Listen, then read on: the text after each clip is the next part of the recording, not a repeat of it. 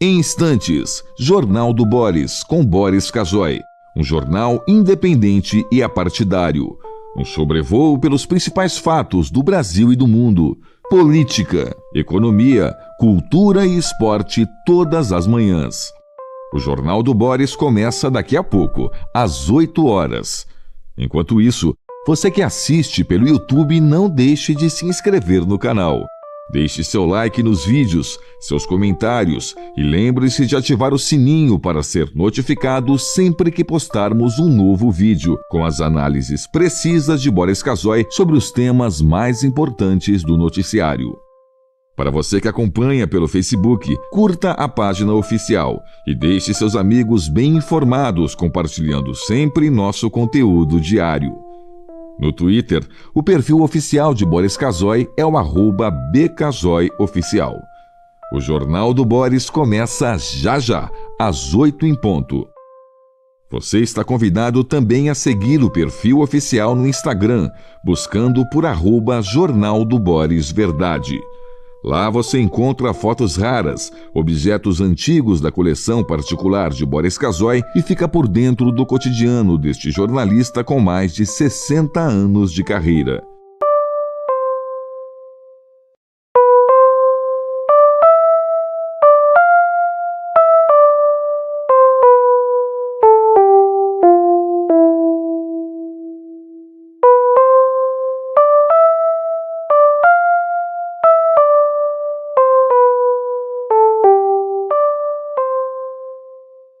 Em instantes, Jornal do Boris, com Boris Casoy.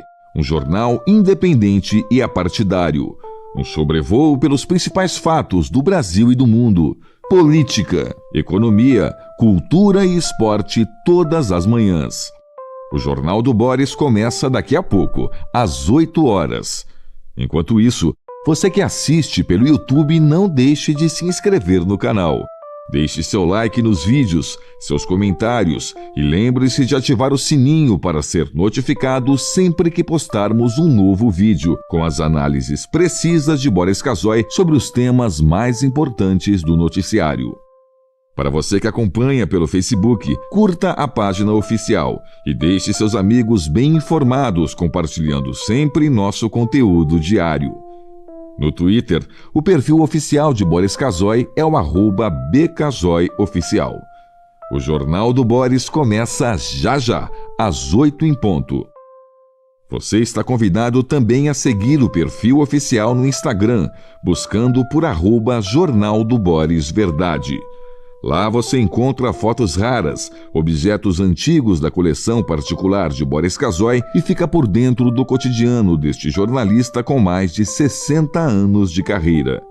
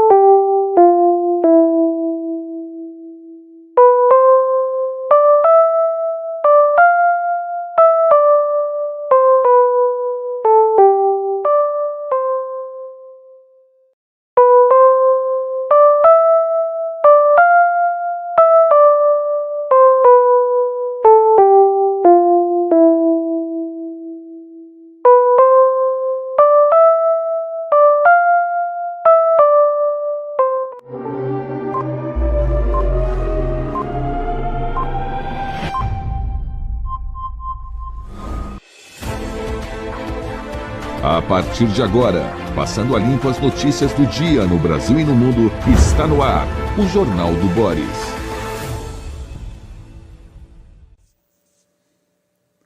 Bom dia, muito bom dia, está no ar o Jornal do Boris. O Jornal do Boris é um sobrevoo pelos principais acontecimentos do Brasil e do mundo a partir das primeiras páginas dos jornais.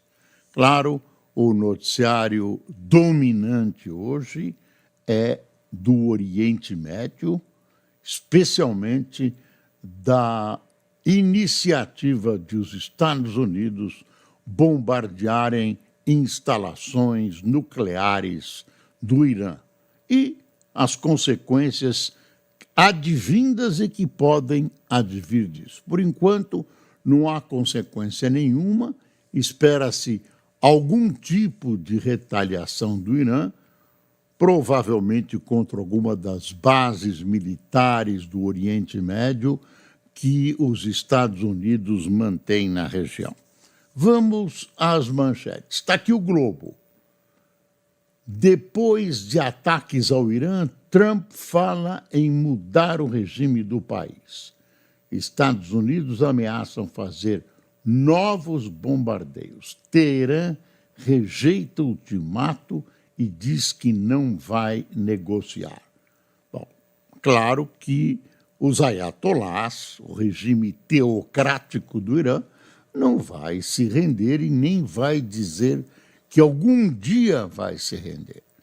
Agora, essa perspectiva de os Estados Unidos tentarem mudar o regime do país depende muito da população, depende muito das forças internas do Irã, não é fácil. E por que os Estados Unidos pensam nisso? Um castigo? Não, porque o Irã evidentemente vai tentar se recuperar do que aconteceu.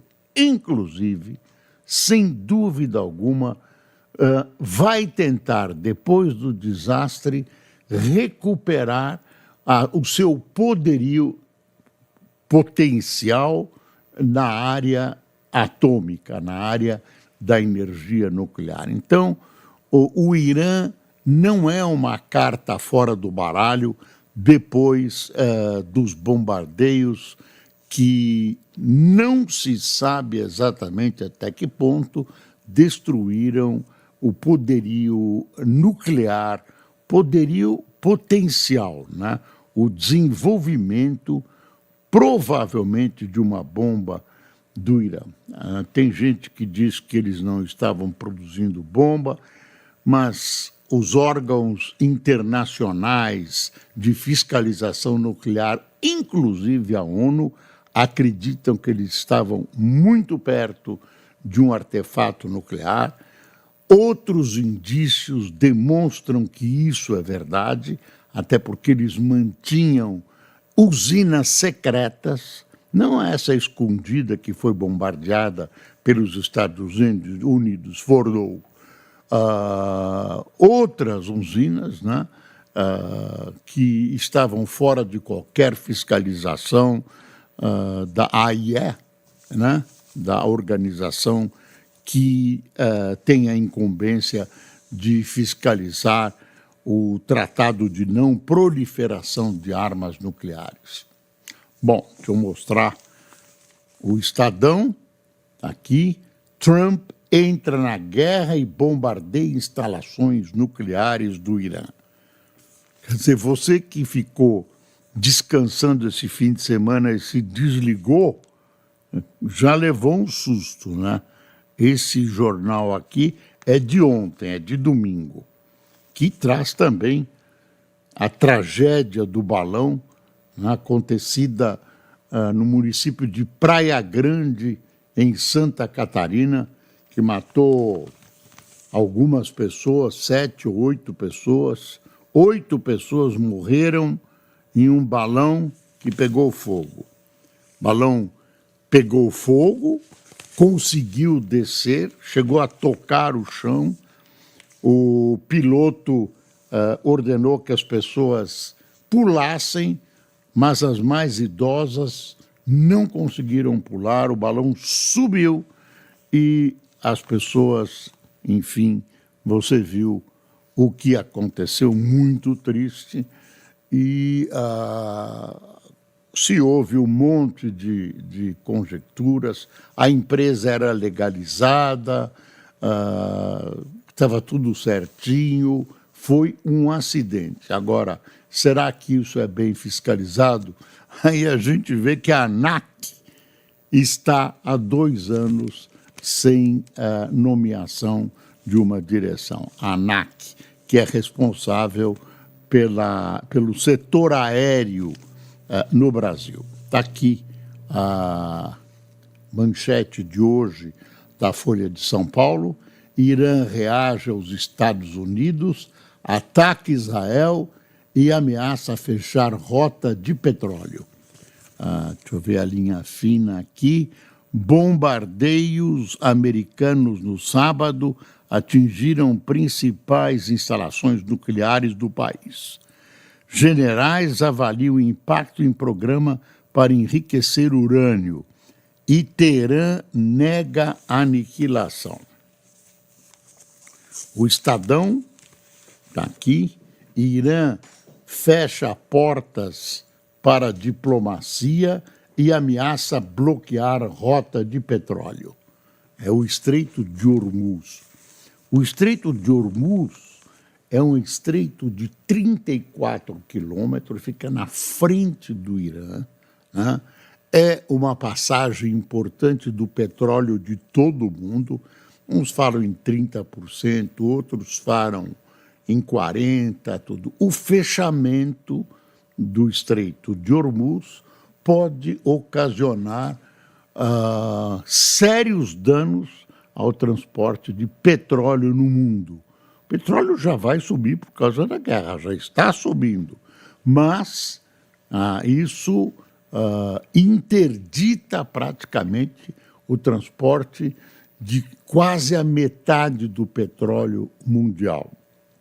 Bom, o Estreito de Hormuz não pertence ao Irã.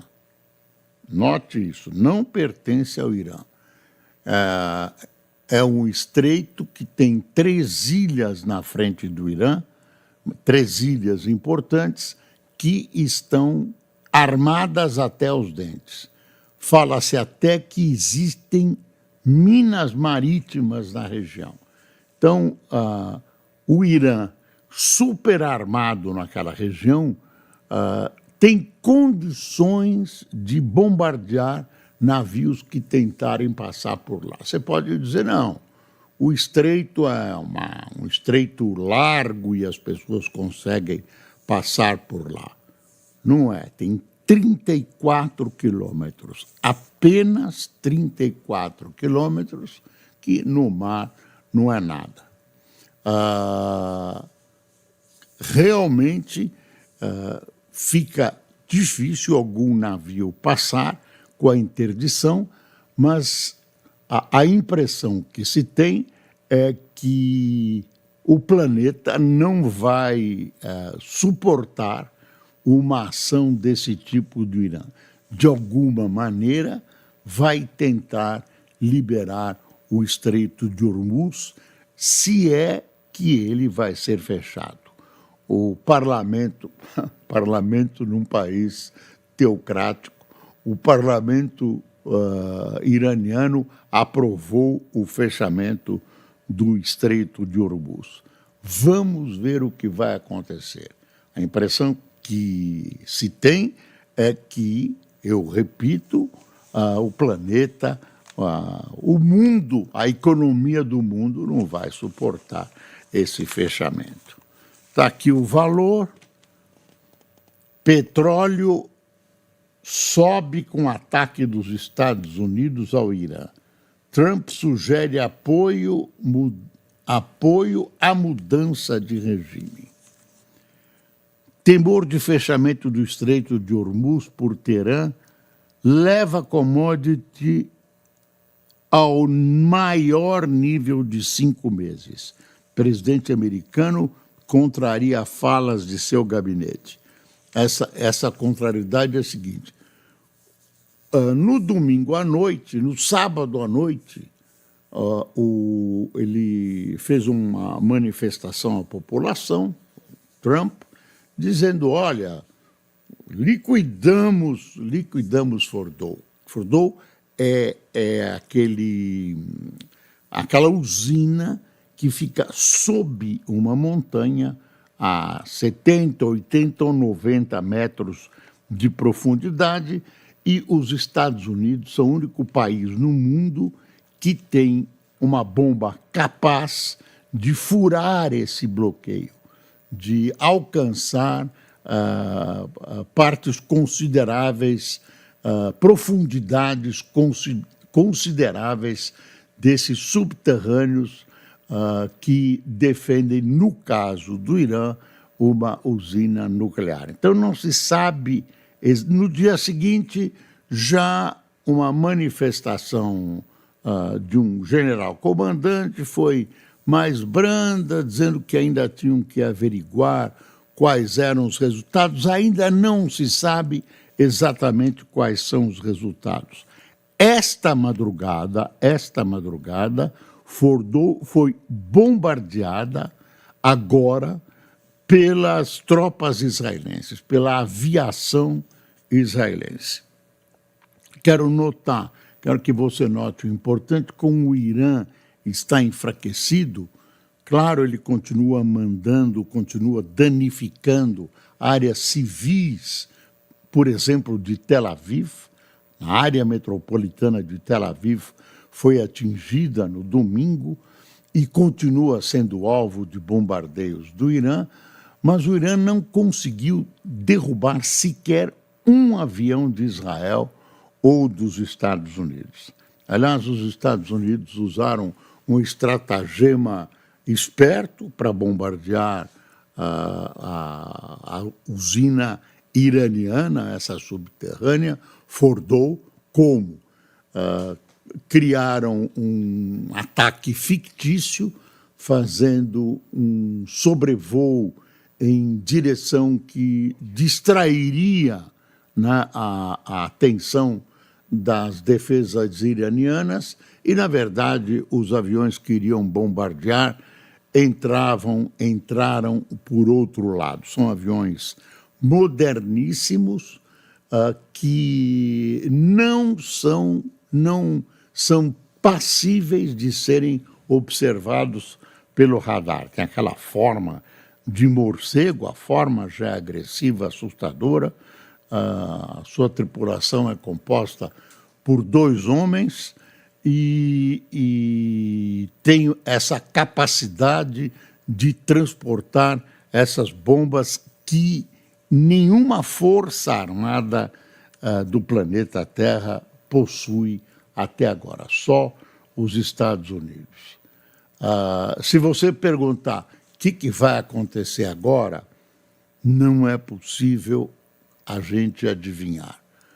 Aparentemente, China e Rússia, que são de alguma maneira aliados do Irã, permaneceram não em silêncio, porque manifestaram, através de notas oficiais e manifestações na ONU, o seu repúdio ao ataque americano, dizendo que ele fere estatutos internacionais, fere a ONU, e fere mesmo. Agora, e o Brasil também. O Brasil soltou uma nota de condenação, mostrando que Israel feriu, como feriu mesmo, vários estatutos internacionais ao atacar o Irã. Os países europeus reclamam porque o presidente Trump não avisou nenhum de seus aliados europeus o que ia fazer. Então, a Europa estava tratando de uma busca da diplomacia no sentido de resolver o impasse no Oriente Médio. Enquanto eles negociavam, os diplomatas negociavam, receberam a notícia de que os Estados Unidos haviam bombardeado a usina iraniana de Fordow. Rússia e China conversam com o Irã, conversam entre si. O Irã busca conversar com a Europa Imagina-se que vai haver algum tipo de retaliação. Eu repito, a retaliação pode ser sobre Israel ou em algumas das bases norte-americanas situadas no Oriente Médio. Há várias bases situadas no Oriente Médio. Então, não se sabe o que vai acontecer, não há um horizonte de como vão reagir. Esses países aparentemente engoliram um sapo. Por exemplo, a China está muito bem no mundo. A China está vendendo os seus produtos, tem problemas com os Estados Unidos, está resolvendo diplomaticamente. O crescimento da influência chinesa é visível, é feita pacificamente. As coisas estão acontecendo como a China quer. Então não vale a pena, nessa altura dos acontecimentos, a China se sacrificar pelo Irã. Não vai colocar tropas, etc, etc. A Rússia, economicamente, vai mal, está à beira de um colapso econômico, está à beira de uma terrível recessão. Né? Também, talvez não tenha interesse e, no fundo, aparentemente, Rússia e China gostariam que o Irã não tivesse armas nucleares. Amanhã, essa possibilidade de armas nucleares iranianas pode se voltar, não diretamente, mas contra os interesses russos e chineses. Sobre a nota brasileira e algumas outras do mundo parecidas, é o seguinte, claro, a crítica é sobre o não cumprimento de normas, normas da ONU, normas do relacionamento internacional, da ilegalidade, é verdade. Agora, tem que olhar a história que vem antes, né? Tem que olhar a história que vem antes. O Irã está desenvolvendo um programa com aspectos secretos, eu já disse, com aspectos secretos. Por quê? Se são pacíficas as intenções, por quê? E o Irã é um país que prega abertamente a sua inimizade com os Estados Unidos e prega varrer Israel do mapa, insistentemente. Se você buscar um nexo na história de problemas entre iranianos e os judeus, você não vai encontrar. Até o golpe que conduziu os ayatolás ao poder, o governo era do Shah, do rei Shah Reza Pahlavi. Tinha uma ótima relação com o Irã. Não havia problemas. Não há um problema, digamos, como os países árabes têm, dos palestinos. Problema. Cultivaram, tem toda uma história. Mas existe no Oriente Médio um país que destoa do restante dos países árabes. Israel é a única democracia da região, não é árabe, então você pode encontrar alguma, não vou chamar de lógica, mas tem um porquê. Tomaram nossos territórios que seriam árabes, que seriam de um Estado palestino, etc, etc. Já o Irã é longe. O Irã não tem... Qual é a do Irã? A do Irã o Irã, embora não seja um país árabe, tem uma confusão muito grande, o Irã não é um país árabe, mas é um país muçulmano.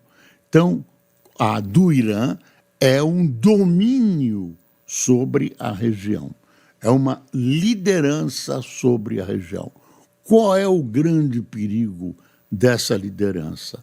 É a beligerância do Irã. em nome da religião.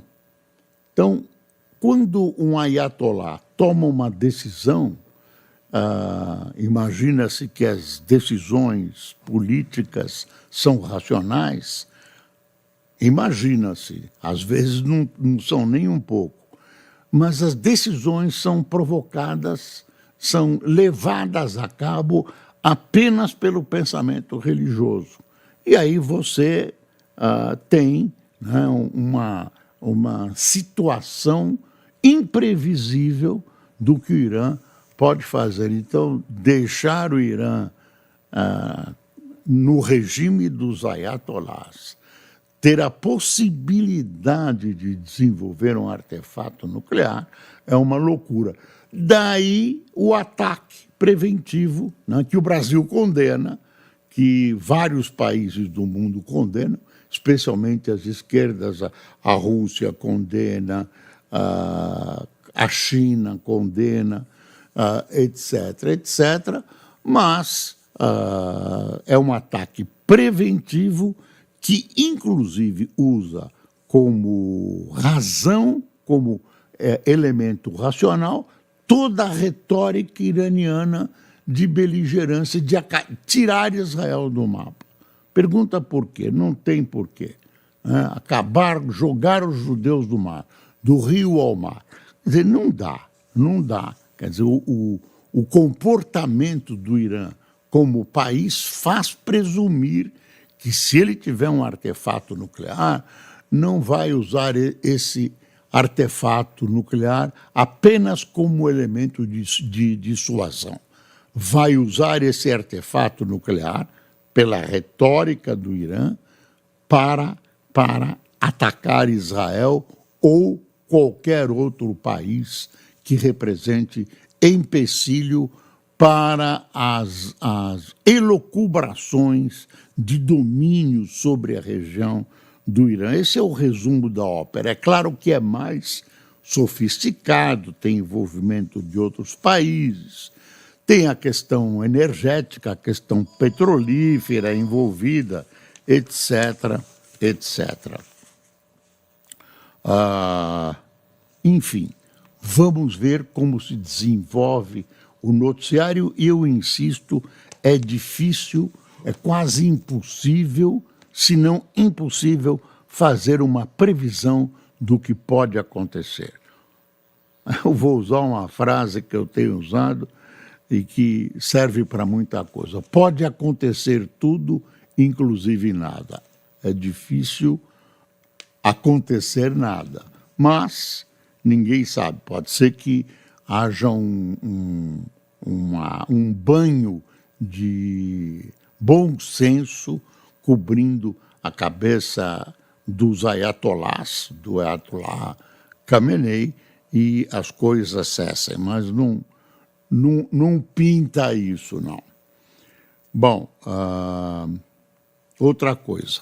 Está aí, para depois das festas de São João, né? Ninguém é de ferro, a CPMI do INSS.